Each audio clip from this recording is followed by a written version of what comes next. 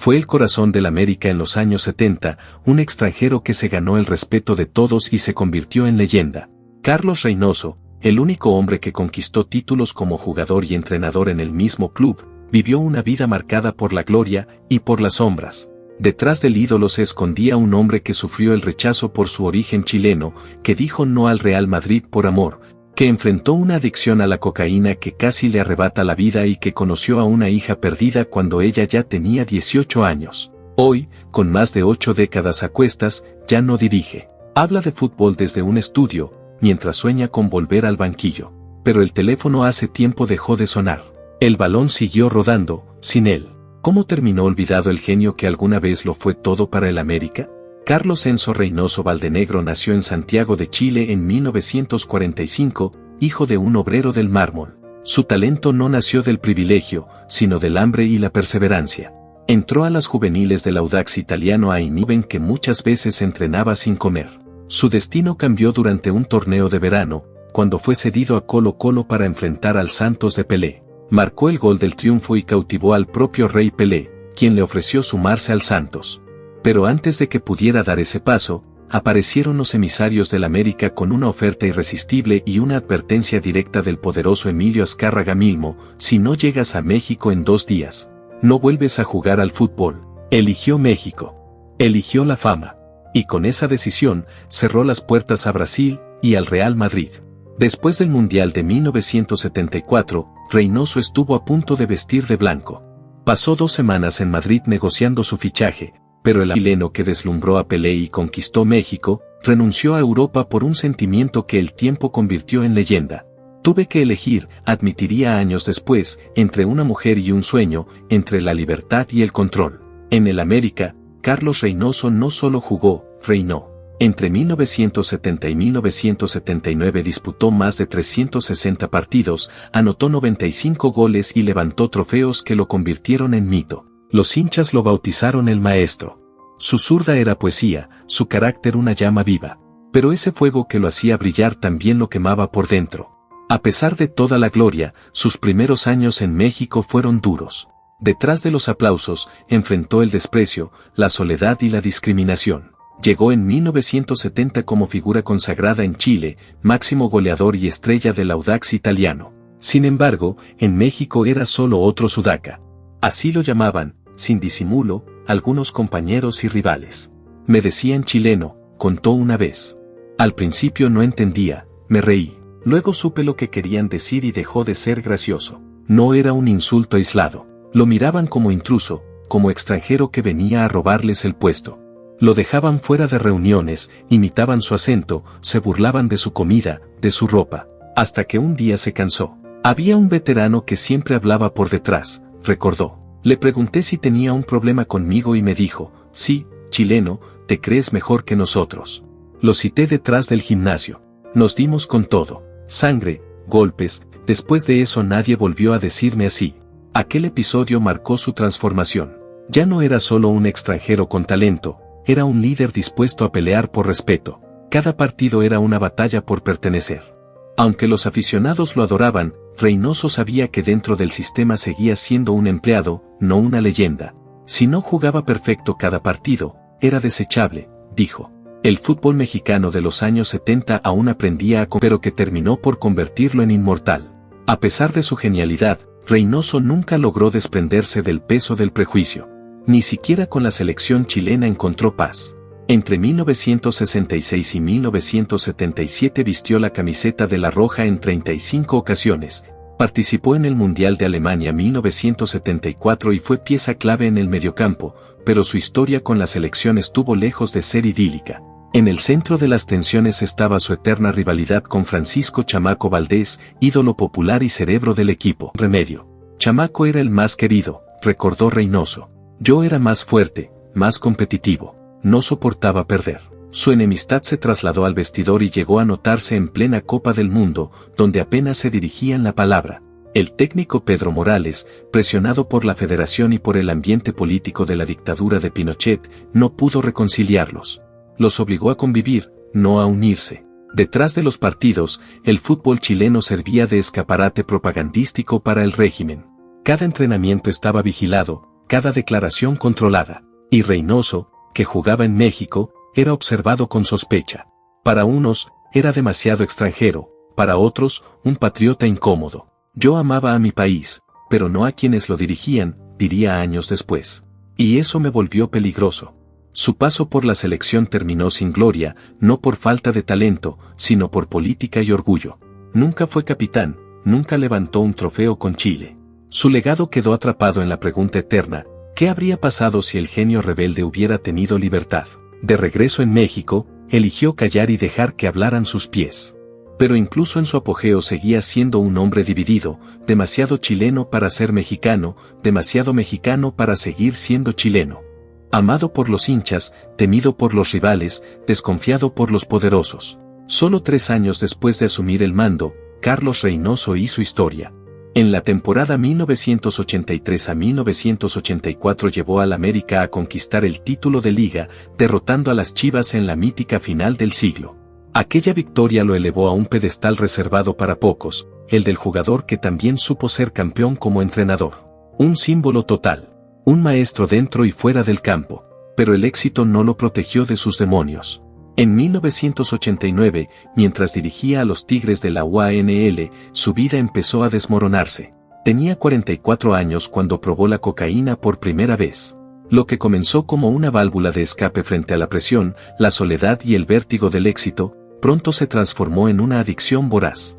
Al principio eran solo unas líneas después de un partido, meses más tarde ya no podía pasar el día sin consumir. Llegó a necesitar hasta 20 dosis diarias, incluso mientras entrenaba o dirigía desde la banca. Hubo partidos en los que tenía la droga en el bolsillo. Perdí el control. Me perdí a mí mismo. Intentó dejarlo sin médicos, sin terapia, sin admitir del todo que estaba enfermo. Solo con desesperación y un poco de fe. Un domingo cualquiera, con la droga aún en el bolsillo, aceptó la invitación de un amigo a una iglesia llamada Amistad Cristiana en Ciudad de México. Mientras el pastor hablaba de culpa y redención, algo dentro de él se quebró. Sentí que hablaba solo para mí, dijo. Me temblaban las manos, lloraba sin poder detenerme. Me sentí sucio. Entre 1992 y 1994, Carlos Reynoso parecía haber encontrado nuevamente el equilibrio. Al frente del Veracruz, recuperó la serenidad, se refugió en su familia, reforzó su fe y volvió a entregarse al fútbol con la pasión y la disciplina que siempre lo habían caracterizado. Bajo su mando, el equipo jarocho mostró orden, garra y compromiso, alcanzando instancias finales y devolviendo esperanza a una afición olvidada.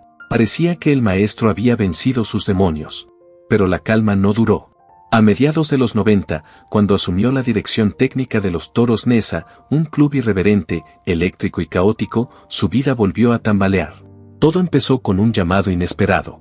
Una joven de 18 años tocó a su puerta y le dijo: «Soy tu hija».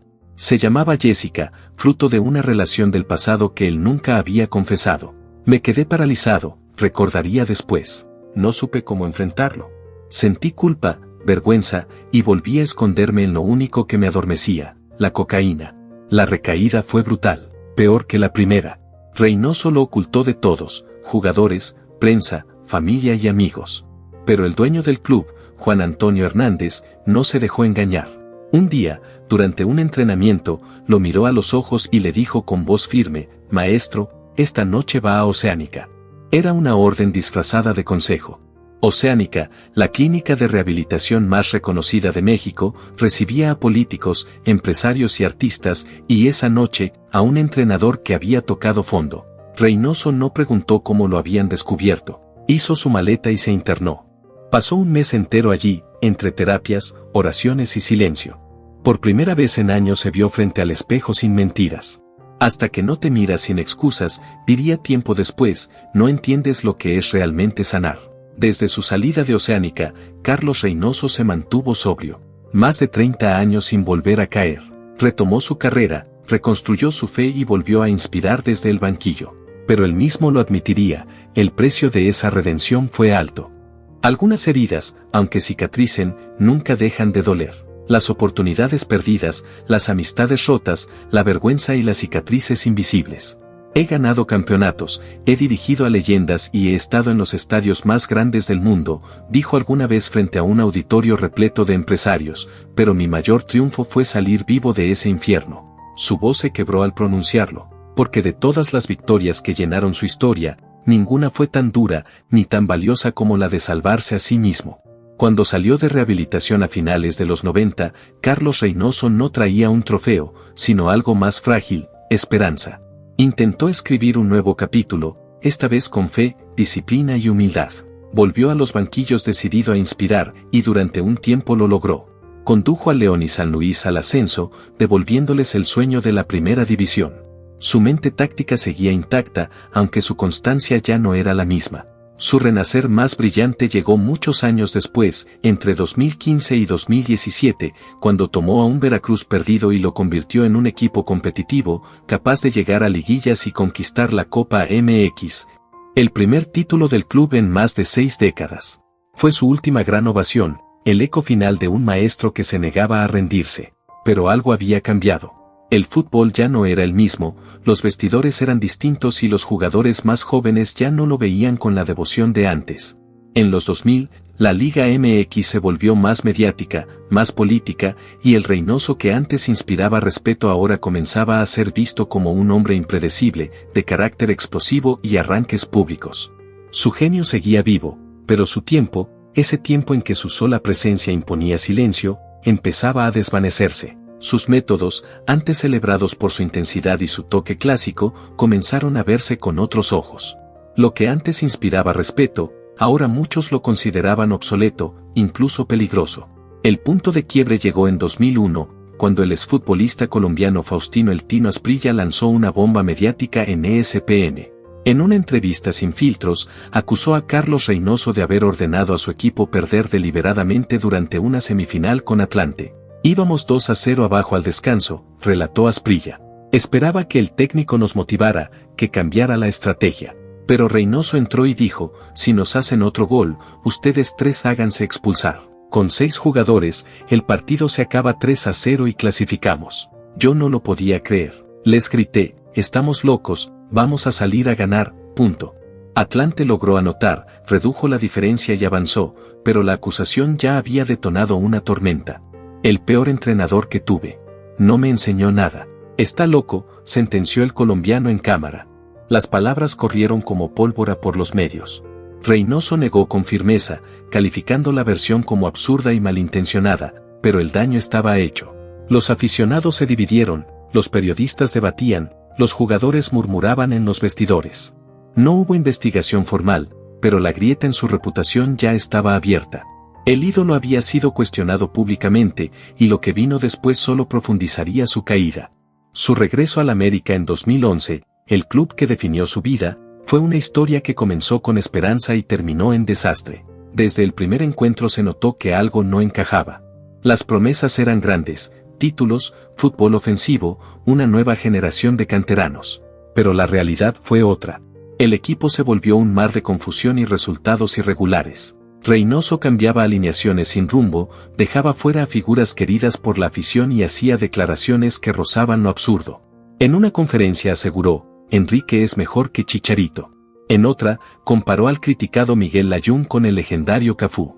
La prensa no lo perdonó y las redes lo devoraron con burlas y memes que aún lo perseguirían años después. Su temperamento, lejos de ayudar, empeoró todo. Arremetía contra periodistas en las conferencias, insultaba a aficionados en Twitter y justificaba derrotas hablando de complots arbitrales o incluso energías negativas.